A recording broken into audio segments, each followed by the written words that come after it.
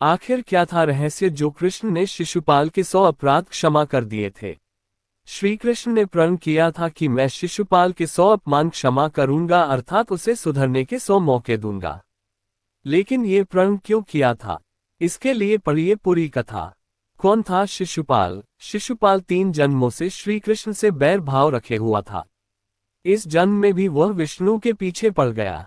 दरअसल शिशुपाल भगवान विष्णु का वही द्वारपाल था जिसे कि सनकादि मुनियों ने शाप दिया था। वे जय और विजय अपने पहले जन्म में हिरण्यकशिपु और हिरण्याक्ष, दूसरे जन्म में रावण और कुंभकर्ण तथा अंतिम तीसरे जन्म में कंस और शिशुपाल बने। शिशुपाल क्यों करता था अपमान? क्योंकि शिशुपाल रुक्मणी से विवाह करना चाहता था। रुक्मणी के भाई रुक्म का वह परम मित्र था। रुक्म अपनी बहन का विवाह शिशुपाल से करना चाहता था और रुक्मणी के माता पिता रुक्मणी का विवाह श्रीकृष्ण के साथ करना चाहते थे, लेकिन रुक्म ने शिशुपाल के साथ रिश्ता तय कर विवाह की तैयारियां शुरू कर दी थीं। कृष्ण रुक्मणी का हरण कर ले आए थे। दूसरा कारण ये कि चेदी के यादव वंशी राजा शिशुपाल कंस और जरासंध मित्र था। शिशुपाल ने श्रीकृष्ण को घेरने के लिए जरासंध का हर मौके पर साथ दिया था। शिशुपाल को यह भी मालूम था कि श्रीकृष्ण मुझे 100 अपराध करने तक नहीं मारेंगे। क्यों? श्रीकृष्ण ने 100 बार क्षमा करने का प्रण लिया था। शिशुपाल कृष्ण की बुआ का लड़का था। जब शिशुपाल का जन्म हुआ तब उसके 3 नेत्र तथा 4 भुजाएं थीं। वह गधे की तरह रो रहा था। माता पिता उससे घबरा कर उसका परित्याग कर देना चाहते थे, लेकिन तभी आकाशवाणी हुई कि बालक बहुत वीर होगा तथा उसकी मृत्यु का कारण वह व्यक्ति होगा जिसकी गोद में जाने पर बालक अपने भाल स्थित नेत्र तथा 2 भुजाओं का परित्याग कर देगा।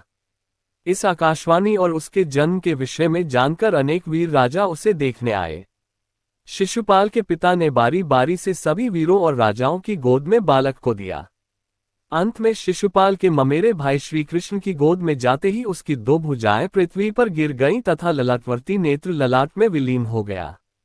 इस पर बालक की माता ने दुखी होकर श्रीकृष्ण से उसके प्राणों की रक्षा की मांग की। श्रीकृष्ण ने कहा कि मैं इसके 100 अपराधों को क्षमा करने का वचन देता हूं।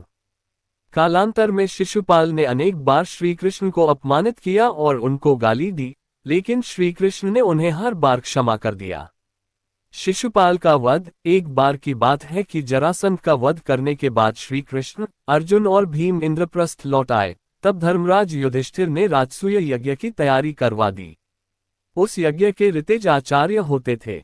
यज्ञ में युधिष्ठिर ने भगवान वेद व्यास, भारद्वाज, सुनत्तु, गौतम, असित, वशिष्ठ, च्यवन, कंदव, मैत्रेय, कवश, जित, विश्वामित्र, वामदेव, सुमति, जैमिन, क्रतु, पैल, पाराशर, गर्ग, वैशंपन अथवा कश्यप, धौम्य, परशुराम, शुक्राचार्य, आसुरी, विथोत्र, मधुद्वंदा, वीरसेन, अकृतब्रन आदि सभी को आमंत्रित किया।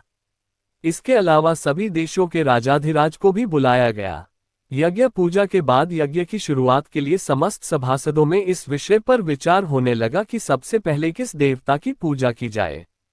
तब सहदेव जी उठकर बोले, श्री कृष्ण ही सभी के देव हैं, जिन्हें ब्रह्मा और शंकर भी पूजते हैं, उन्हीं को सबसे पहले पूजा जाए। पांडु पुत्र सहदेव के वचन सुनकर सभी ने उनके कथन की प्रशंसा की। भीष्म पितामह ने स्वयं अनुमोदन करते हुए सहदेव का समर्थन किया। तब धर्मराज युधिष्ठिर ने शास्त्रोक्त विधि से भगवान श्री कृष्ण का पूजन आरंभ किया।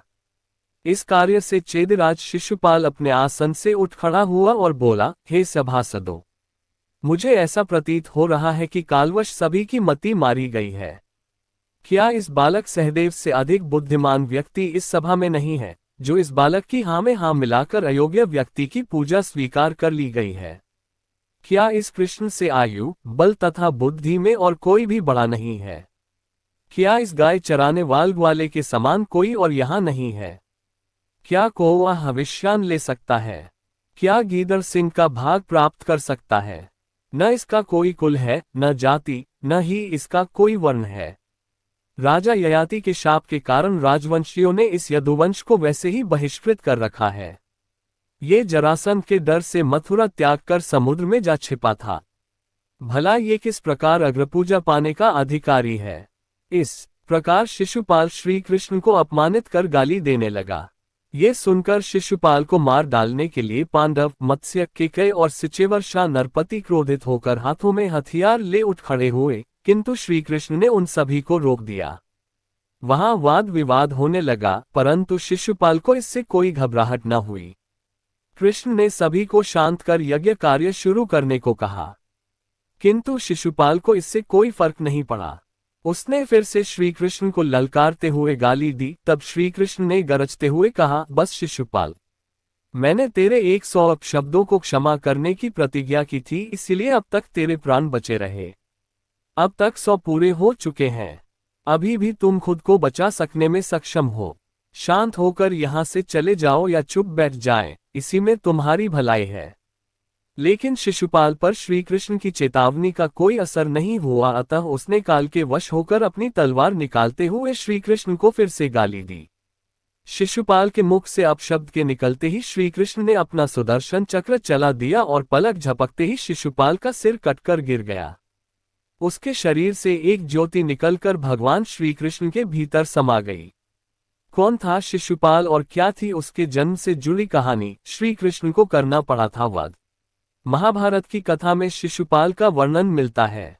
शिशुपाल का वध भगवान श्री कृष्ण ने किया था। महाभारत की कथा में शिशुपाल वध का वर्णन प्रमुखता से मिलता है। महाभारत की कथा श्री कृष्ण और शिशुपाल वध के प्रसंग बिना अधूरी है।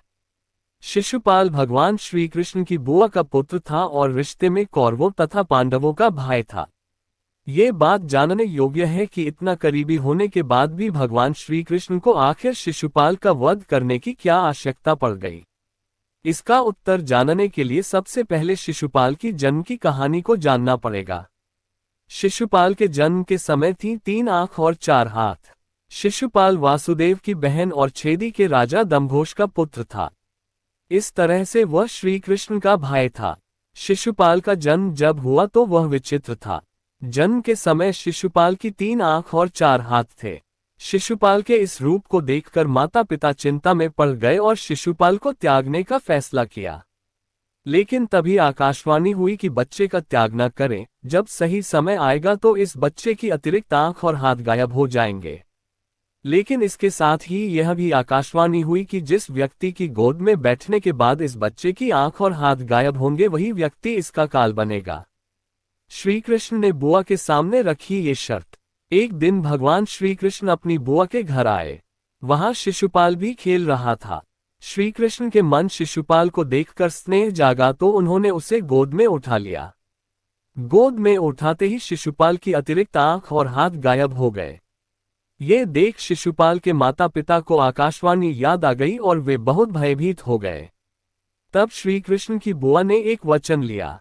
भगवान अपनी बुआ को दुख नहीं देना चाहते थे, लेकिन विधि के विधान को वे टाल भी नहीं सकते थे। इसलिए उन्होंने अपनी बुआ से कहा कि वे शिशुपाल की 100 गलतियों को माफ कर देंगे, लेकिन 101वीं गलती पर उसे दंड देना ही पड़ेगा। शिशुपाल रुक्मिणी से विवाह करना चाहता था। शिशुपाल रुक्मिणी से विवाह करना चाहता था, लेकिन रुक्मिणी भगवान श्री कृष्ण से प्रेम करती थी और उनसे ही विवाह करना चाहती थी। लेकिन रुक्मिणी के भाई राजकुमार रुक्मी को रिश्ता मंजूर नहीं था। तब भगवान श्री कृष्ण रुक्मिणी को महल से लेकर आ गए थे। इसी बात से शिशुपाल भगवान श्री कृष्ण को शत्रु मानने लगा था। इसी शत्रुता के कारण जब युधिष्ठिर को युवराज घोषित किया और राजसूय यज्ञ का आयोजन किया गया तो सभी रिश्तेदारों और प्रतापी राजाओं को भी बुलाया गया। इस मौके पर वासुदेव, श्री कृष्ण और शिशुपाल को भी आमंत्रित किए गया था। यहीं पर शिशुपाल का सामना भगवान श्री कृष्ण से हो जाता है। भगवान श्री कृष्ण का युधिष्ठिर आदर सत्कार करते हैं। ये बात शिशुपाल को पसंद नहीं आई और सभी के सामने भगवान श्री कृष्ण को बुरा भला कहने लगा। भगवान श्री कृष्ण शांत मन से आयोजन को देखने लगे, लेकिन शिशुपाल लगातार अपमान करने लगा, उन्हें अपशब्द बोलने लगा। श्री कृष्ण वचन से बंधे, इसलिए वे शिशुपाल की गलतियों को सहन करते रहे। लेकिन जैसे ही शिशुपाल ने 100 अपशब्द पूर्ण किए और 101वां अपशब्द कहा, श्री कृष्ण ने सुदर्शन चक्र को आदेश दिया। एक पल में ही शिशुपाल की गर्दन धड़ से अलग कर दी। इस प्रकार से श्री कृष्ण ने शिशुपाल का वध कर दिया।